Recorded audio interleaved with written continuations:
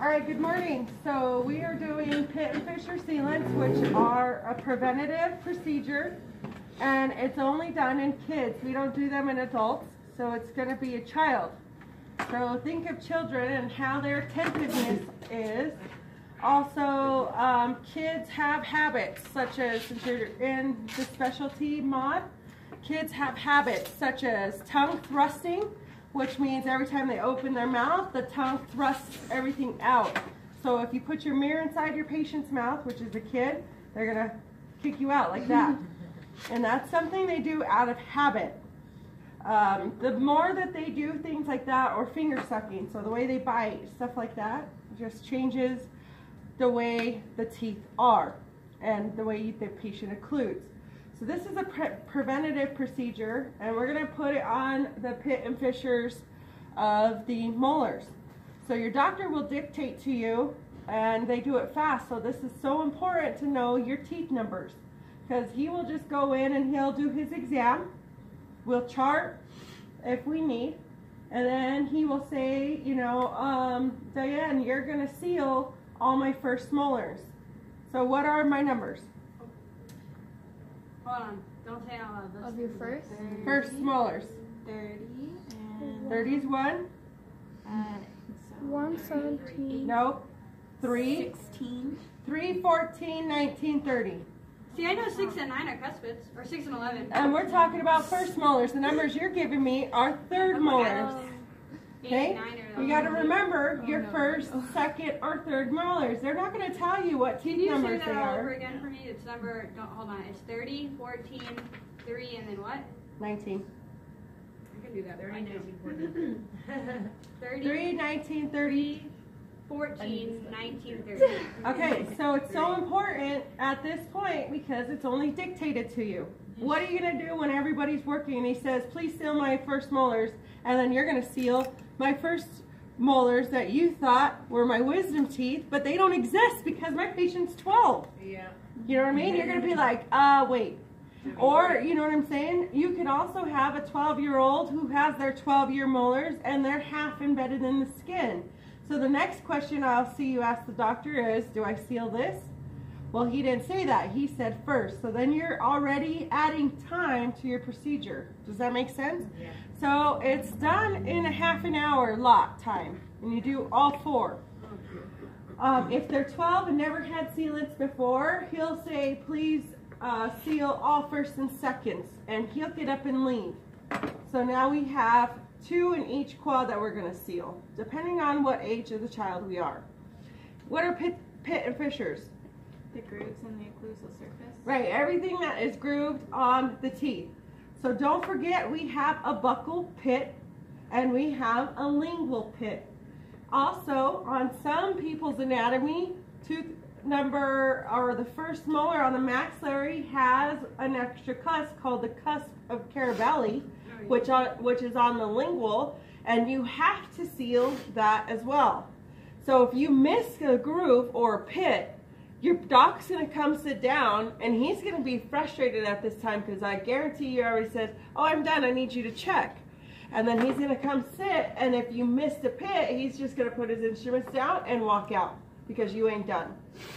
So you have to remember that you have to get all the buccal, all the lingual, and all the occlusal. So after I'm done with my live patient, I will show you on a model, on our stone models, on exactly what those look like, because some of them have them, so you don't forget. All right, so my patient got glasses because we're working with etch. We got to etch the tooth to make sure that the tubules of the enamel are open, and then we are gonna pumice. So let's make sure we got all our stuff. We have basic setup. We got our pumice, so this is our pumice, and this is our dapping dish. Okay, so in an office, do not take the bulk, especially if you have your patient in. So dispense what you need. I'm using the little side because I'm not going to need that much. Okay, so I'm going to put a little bit in my dapping dish, a little bit of pumice. Make sure you put the bulk away. We got cotton rolls. All right, so it's 2 on the lingual, on the mandible, 1 on the buckle. So you need 3 on each quad if you're doing both sides. So a total of 6. You may even need more. So think about grabbing a whole handful of cotton rolls because they're kids. Anybody know a kid that's always sucking back their saliva? Because kids produce a lot of saliva. So you may need to change them periodically. So you want to grab more. You want to have more than less. Because if you have less, guess what you're going to do? You're going to be in a hurry to get into my cabinet and get more with dirty hands. So I want to make sure you always have more. So technically we need 6. Well, let's add 9 just in case. Does that make sense? Then we only do 1 on the buckle for the maxillary because we can't put anything on the palate, otherwise they'll swallow it. Okay, so we got lots of cotton rolls.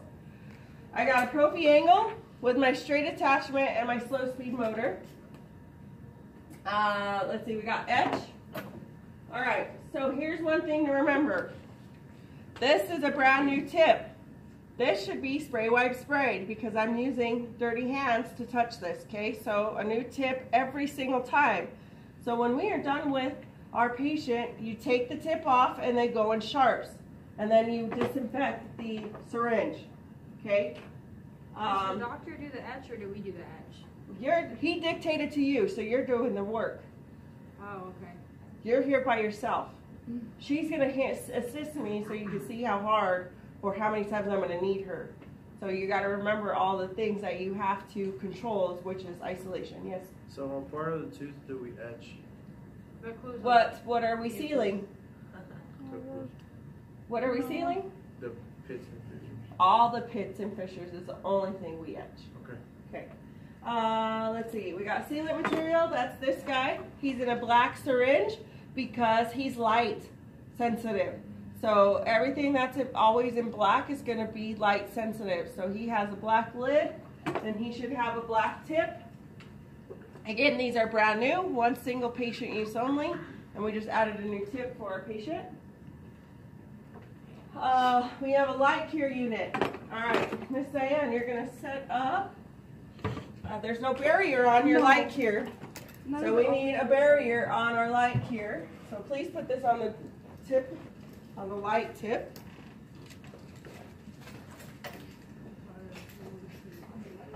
We need a barrier because we are putting that in the patient's mouth. Yep.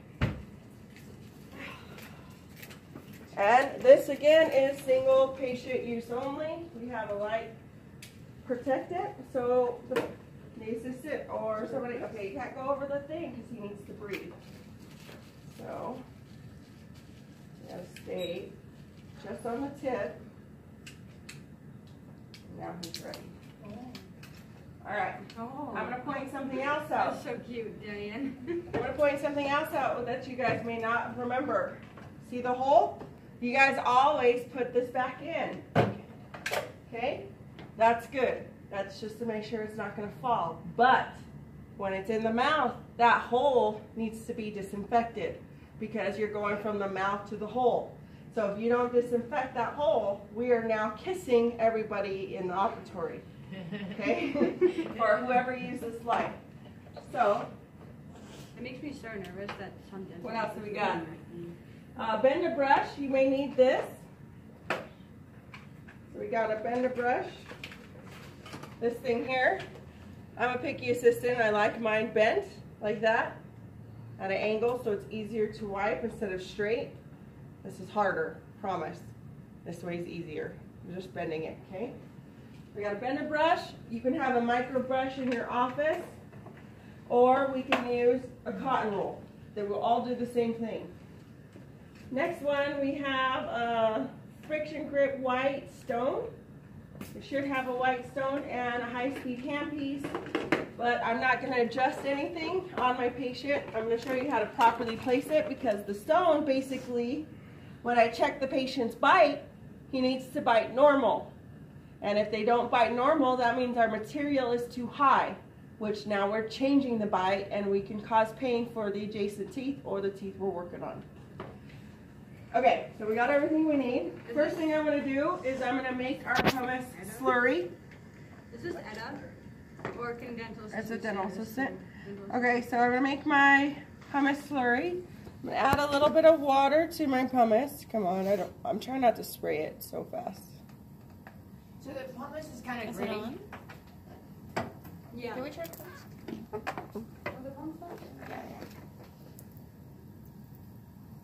All right, so I'm making my pumice slurry, and if you add too much water to this, get a gauze. I made one. And then we're just gonna take out the water. And so now it should be thick like this, like we do prophy paste. Okay. Okay? So it should be thick and not wet. All right. I'm gonna lay my patient down, and I'm gonna do every quad. So you guys can get in the habit of what we do next, so each and every time, okay? Because sometimes you're sealing more than one teeth. You could be sealing 8 teeth.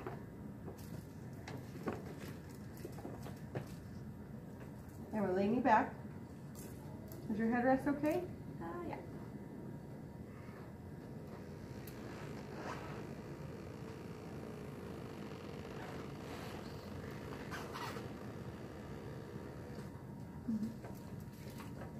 I'm not going to mess with her feet because the more I have her leaned back, all the material flows like water, so it's going to flow to the distal and pool there. So I don't want her sitting flat. I want her kind of elevated so it stays in the groove. I'm going to put my gloves on.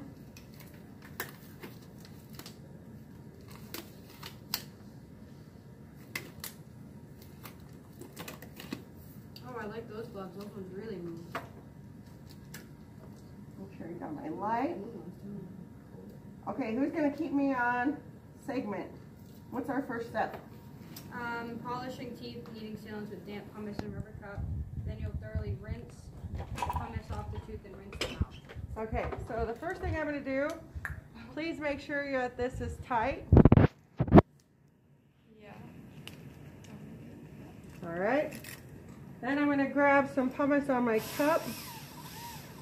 Don't turn don't turn your machine on unless you're in the mouth. And I'm going to retract. So the first tooth I'm going to work on is tooth number 30. Can I ask you one quick question? Sorry, everyone. The pumice, is that similar to the prophy paste? This is more coarse. So it's like sand. So what's the difference between the two? This one's just cutting, like, what's the point of We're the not pumice? cutting. We're actually, so this is always done after preventative treatment. So we've done fluoride. Okay. Okay, so we're going to take fluoride off. Basically, we're scrubbing it off. Okay. Prophy paste or fluoride itself has it. Okay, so I'm going closer. So I'll work on tooth number 30. I'm not going to turn my machine on until I'm at the tooth. I'm doing all my pits and fissures. Don't forget my lingual and my buccal. All right. So now she needs a rinse. What are you using, the saliva injector or just with sand? So then we're going to use this. Let me take this one.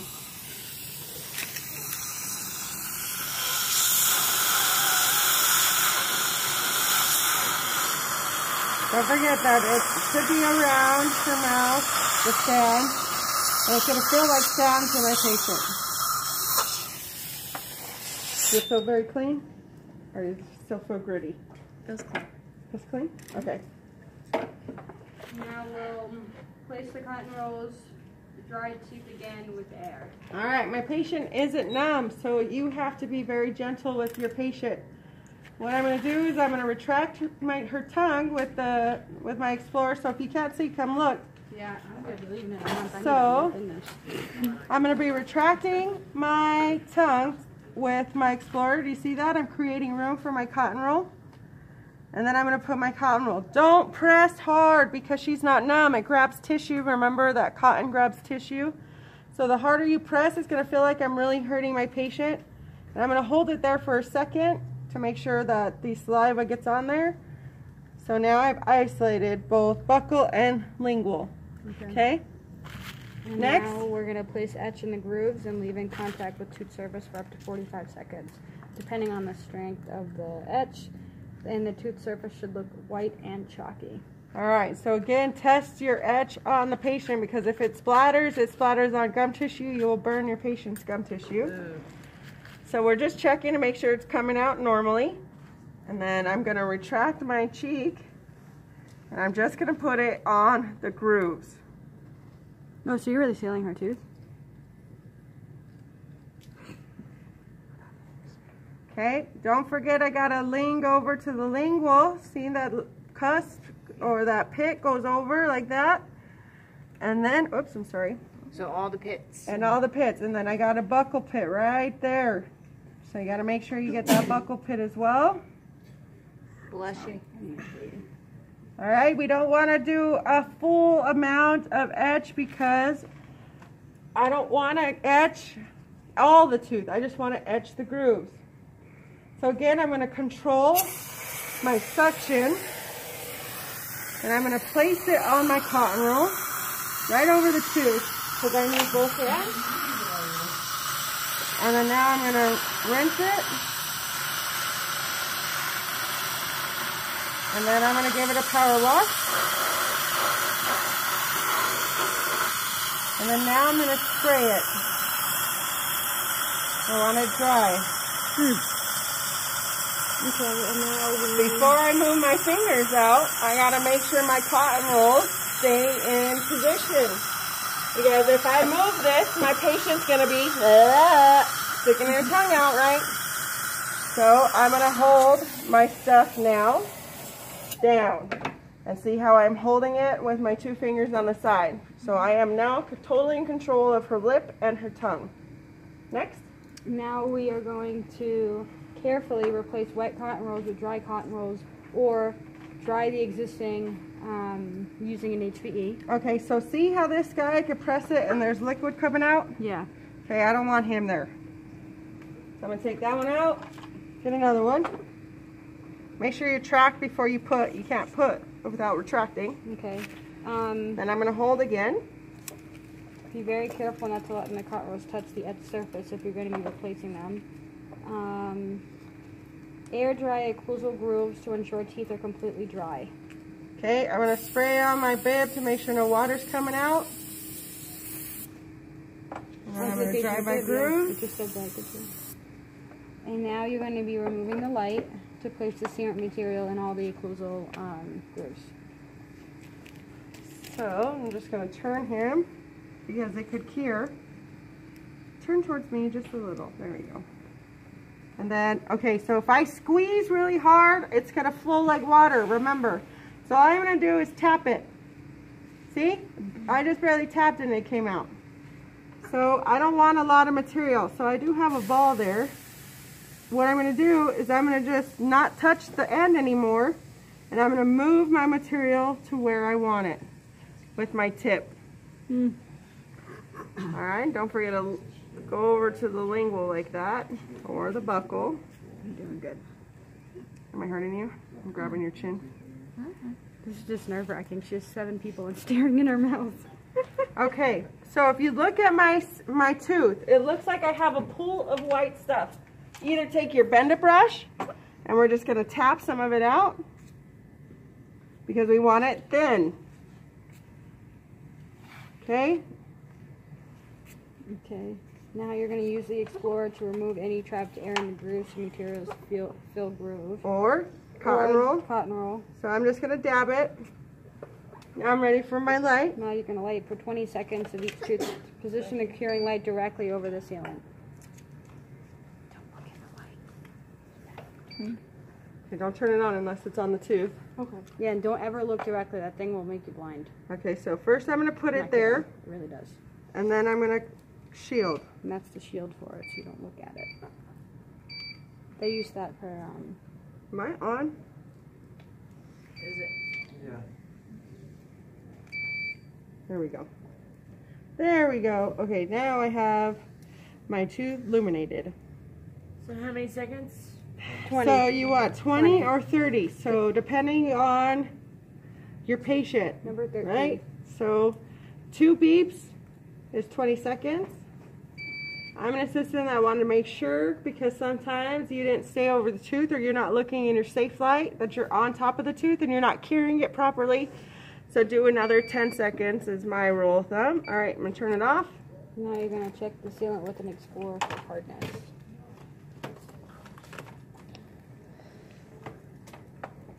Okay, need my light back. And then now I'm going to look and make sure everything is there. Okay, look at my tooth. Do you see how my material is only in my grooves? It's not anywhere else. It's not on top of my cusps. It's only in my grooves and it's very light. You see that? Can you go closer? Can you see that? Yeah, I zoomed in. Okay. All right, so I'm checking to make sure that my sealant has adhered to the tooth. So that's what I'm doing with my Explorer. If I get a little click with my Explorer, I may need to redo this again. All right, suppose I'm done. I need to remove the cotton rolls. And only to remove your cotton rolls, you need to add water to your cotton rolls because it'll stick to the tissue. So first I'm going to damp it with water.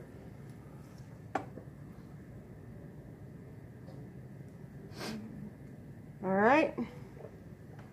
And then I'm going to give my patient a full mouth rinse.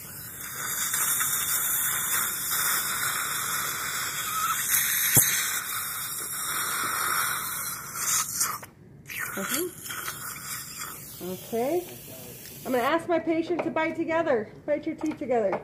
Do you notice anything there? Nope. Okay, that's a good thing. Now we're going to make sure that the bite is correct. So go ahead and bite your teeth together. I want you to tap together like that. And then now I want you to grind your cheek or your teeth like you're chewing steak. There you go. Open. So what we're going to look for on the tooth is that there's any blue marks on the white material. And if I have my patient bite down again, it looks like there's a blue mark. So do you feel anything there? Anything sticky or hard? Mm-mm. It's pretty thin, so they shouldn't know that it's there. If it's tall, then we have to pick it out and start again. That means it's too much material. How do you take it out? Well, since we are not technically etching, we can poke it out. We're not going to use a burr. But if you are in an office and you use real life etch, you will have to call your doc to cut it out. Did you just use real life etch? No.